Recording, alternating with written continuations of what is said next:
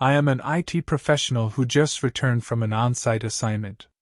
This spooky incident occurred while I was working at a hospital in Atlanta, Georgia, providing infrastructure management consultancy for their server operations. The server's downtime was scheduled between 12:15 a.m. and 12:25 a.m. to install bug fixes and patches. Unfortunately, I ended up with the night on-call shift. The first 2 weeks went smoothly, with routine maintenance and business as usual. However, on a Monday in the third week, things took a terrifying turn. We were dozing off in our cubicles, waiting for the server patches to be installed. Usually, this process took about 15 to 20 minutes. But to our dismay, the server suddenly shut down right after it came back up following the downtime. We were perplexed, wondering if there were script issues causing the server to shut down automatically. We called in some tech assistants to investigate the matter. After an exhausting hour, they found nothing wrong with the scripts. The server was restarted without any issues. This left us puzzled and uneasy, fearing that it might happen again. What truly sent shivers down our spines was that this incident repeated itself every day for 2 weeks, always at the same time. All the experts were baffled and suspected some kind of supernatural phenomenon. Being stationed in the hospital, we even entertained the idea that a ghost might be involved. The late-night ambience, the server room situated at the far end of a gloomy hallway adjacent to the ICU, made the environment even more unsettling. Walking down that path, you could sense hidden eyes following you. Previous reports of paranormal activities within the hospital added to our unease. Some people claimed to have seen strange figures, others felt hands on their shoulders, and many experienced a constant feeling of being watched. It was chilling. To our surprise, the incidents suddenly stopped, as if they had never happened. Life returned to normal, and we were relieved. During that time, I struck up a conversation with an elderly janitor named Richard, who had been working at the hospital since its establishment. He was familiar with all sorts of things that the average person wouldn't come across easily. One evening, while we were relaxing at a local pub, I mentioned the unsettling incidents. "Richard, those nights were pretty disturbing.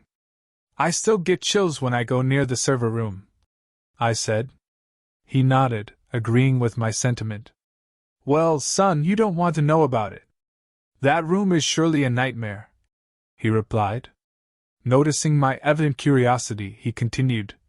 "During the last 2 weeks of the previous month, it was freezing hell in there. To earn some overtime, I volunteered for a night shift to clean up the server room. It was bone-chillingly cold. Every day, I tried to turn off the air conditioning, but it failed. I shut down every single switch, but it still managed to send shivers down my spine." "Did you say you turned off all the switches in the room?" I asked, shocked. "Yes, sir. Every single day for 2 weeks," he replied.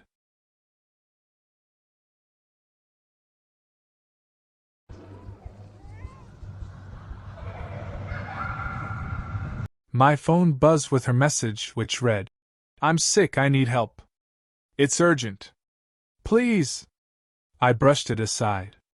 After all, she moved away from me stating that she doesn't need me anymore. But somewhere a corner of my heart squealed to reply her. But I didn't. I got down the bed. It was 2 a.m. I went into the balcony, inhaling the breeze going against my face. The dogs were on their night orchestra. The swing was screeching in the garden. Soon, my thoughts went to my past. How I met her, how she tried to impress me, how we got along each other, those silly fights, those beautiful moments, those. Just then, my phone buzzed again. It was her again, stated, "Please." My sense started to think something bad. I stepped down the stairs, omitted to switch on the lights, 'cause my parents were in sound sleep and I didn't want to disturb them.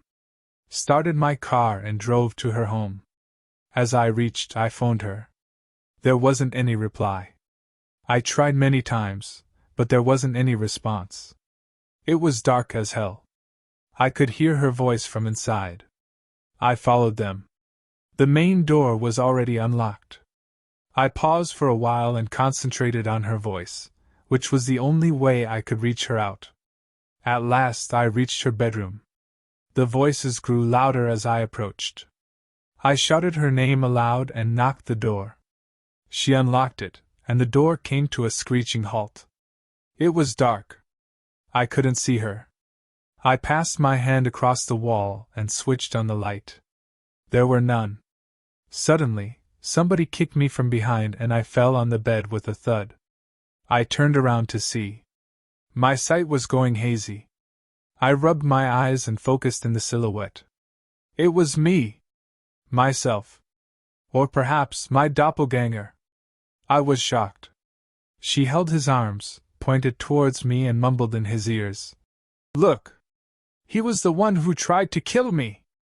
I'm glad that you came here reading my messages." I couldn't understand anything. Is she thinking him to be me? Or am I looking with a different face? I looked into the mirror. Alas! That face was not mine. I had somebody else's face. That body wasn't mine. I couldn't believe my eyes. I shouted at her aloud. "No! This face is not mine! And the person standing beside you is not me. He looks like me. But I don't know who he is." She passed her hands over his shoulder and whispered, "Finish him." He clenched the knife, came nearer to me, but turned around to stab her, right in her heart. She screamed and cried. "I didn't expect this from you. I believed you." I know, she was actually referring the original me. He was my look-alike. Or who was he? As I revolted against him, he stabbed me too. There I was lying numb amidst the pool of blood. Her body was still. "Hey! What happened? Relax. Relax. Relax. Maybe you had a bad dream," came a familiar voice from behind. I rubbed my eyes, gasping. There she was, beside, trying to calm me down. "Huh! I had a really bad nightmare," I said. She whispered, "It's okay. I'm there for you." I went to sleep again, gazing at her, thinking, "The worst nightmare is losing you, dear." My mom shouted from downstairs, "Ethan, it's already late. Shut the lights off and go to bed." I went into the balcony, felt the cool breeze, made my bed, and slowly slipped into sleep. Abruptly, my phone buzzed. As I read, it stated, "I'm sick, I need help. It's urgent. Please."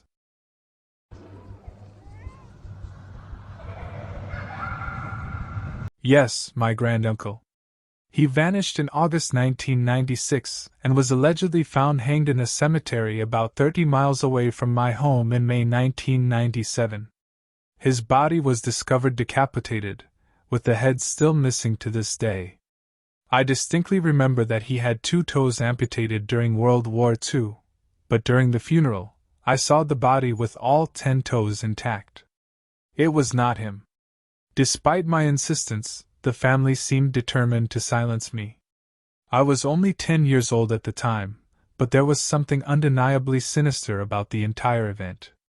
A few years ago, while assisting in an elder care facility, I encountered an elderly man with a partially deformed face, claiming to have experienced a freak accident around the same time my granduncle disappeared. This man had also lost 2 toes, just like my granduncle, but he was paralyzed from the waist down and claimed to be mute.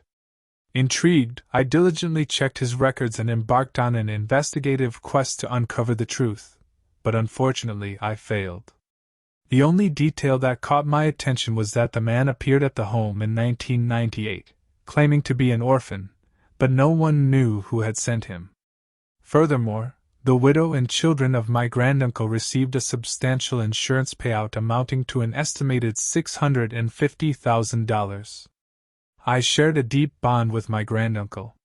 Once, his own family had cast him out of the house, and he suffered abuse at the hands of his son, which left him partially blind and traumatized. He was like a grandfather to me.